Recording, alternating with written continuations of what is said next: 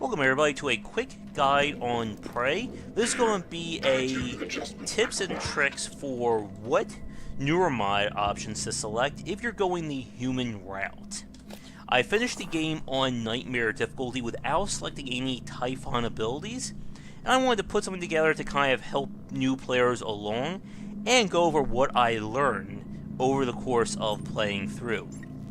Now, you're not going to be seeing anything too spoilery at this point, other than, I guess, these three trees there.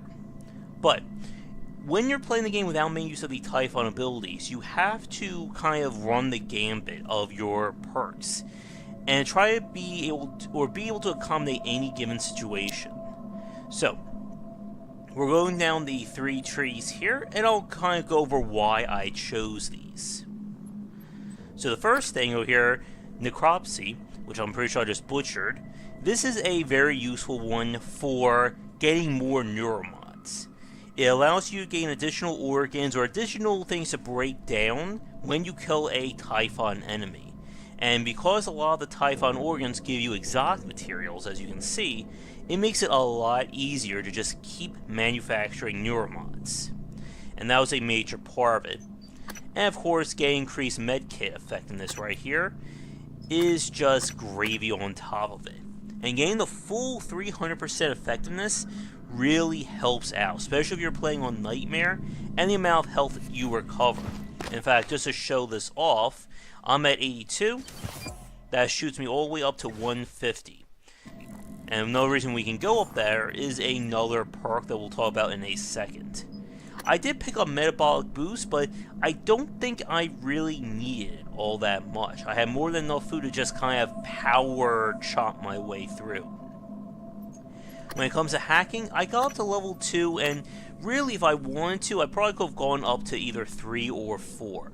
Hacking is one of those options where you really either want to go all in or not really that far. And if you just want to use it for basic exploration, probably 1 and maybe 2 is more than enough. Now the Psychotronic Upgrades right here, or the Psychoscope, really because I wasn't making use of Typhon-based powers, I didn't need a huge side pool.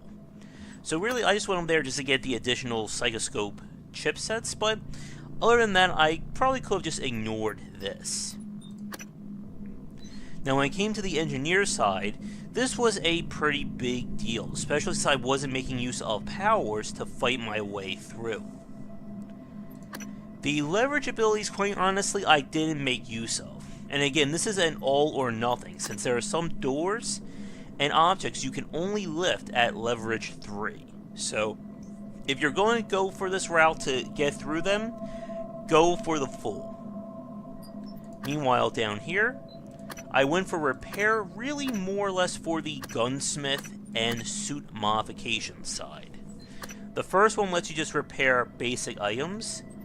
Level 2 lets you repair electrical junctions, which makes life a lot easier for you when you're exploring and you have to worry about those things blasting you with electricity, especially on Nightmare. For Tier 3, it's really more or less used for the Fortified Turret perk, because at this point of the game, I have more than enough spare parts and suit patch kits to not worry about it.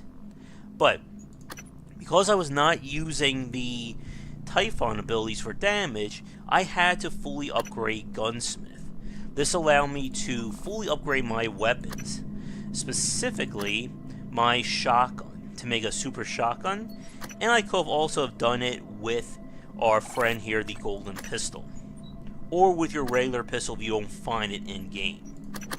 Again, just makes life a lot easier, and being able to fully upgrade does help out. Sadly, we can't fully upgrade our pistol, but there are a few perks related to it in the next tree.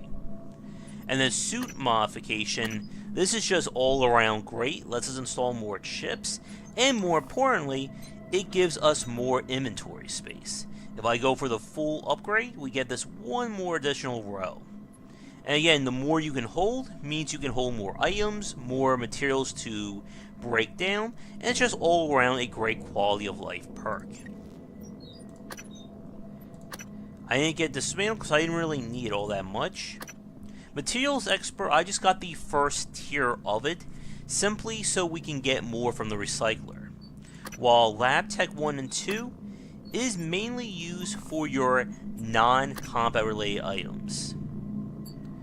But really, I didn't need it all that much, since I was mainly upgrading my weapons for their additional functionality.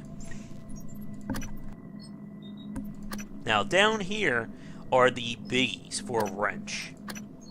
First one reduces the stamina cost, second deals more damage, and the third is a critical chance. Again, if you're not going to rely on Typhon abilities to do damage, having your wrench upgrades can mean the difference between life and death, especially with limited items and resources otherwise. And then as you can see along the bottom, I kind of went all in down there. But first, very important, if you're going to be using guns, upgrade to firearms too, because both of these perks give you a flat increase to the damage you do. And this can be very big, especially for the pistol and the shotgun, if you're going to be making use of them, coupled with the weapon kit upgrades. Conditioning, again, just get more health. Toughness, the same deal. And really, this could probably been a good backup tree to go down for the toughness, just to get more health and act as a buffer for Nightmare. Stamina, I really didn't need all that much, thanks to the upgrade to my weapons. But mobility is a biggie. I found just going up to mobility 1 helps out a lot. It gave me enough agility that I could start dodging enemy attacks, at least in a one-to-one situation. If I wanted to go even more into combat, probably mobility 2 would have helped, but I think 1 is more than enough. And if you're playing this on Nightmare and getting into fights that big, then it's probably better to do more sneaking or using of your items. Combat focus. This is an all-in-one for sure. At the basic tier, it basically slows down time and reduces stamina costs. At its full, it gives you 15 seconds of basically infinite attacks and more damage, as well as being able to just dance around enemies. You can actually use this as a stealth option, I found, near the end of the game. Just pop combat focus and just run through the area, and the enemies will not be able to do anything against you. But if you're not going to be making use of Typhon abilities, this is a must. Even if you're not going to use it for combat, being able to get around with it makes it worth it. As for just regular stealth, I went up to the full Stealth 3, which lets me run without making noise, but even just Stealth 2 can be really helpful, especially for sneaking up on enemies and combined with Sneak Attack. And Sneak Attack, I would say the tier 1 is probably more than enough for most players. If you're going to go all in, then it's worth it. One thing to keep in mind about Sneak Attack, it procs off of range attacks if the enemy hasn't been alerted. So one thing you can do is sneak up on an enemy, use either the shotgun or the pistol, and do massive damage. Or even just kind of snipe enemies with the pistol. One of the things that I found near the end of the game was when I was dealing with a lot of the military operators, the stun gun, our lovely friend, where are you? Right here, which I also upgraded, as you can see. I was going to use it for the sneak attack bonus, and was strong enough to almost one-shot the operators when they weren't detecting me. And that's why that skill is just all around great to have. So that's kind of my strategy that I use for playing on Nightmare without making use of any of our crazy alien powers here. But just to quickly summarize things, get Necropsy, get up to Physician 2 for healing, more importantly, get Gunsmith 2 fully upgraded, and probably get a few points of Suit Modification, Materials Expert. If you want to make use of your wrench, get this whole tree here. And then again, Firearms 2 is a must. Combat Focus 3, certainly required. At least 1 point of mobility. And then these are great for stealth or sneak-based attacks if you're going to make use of it. But that's it for this video.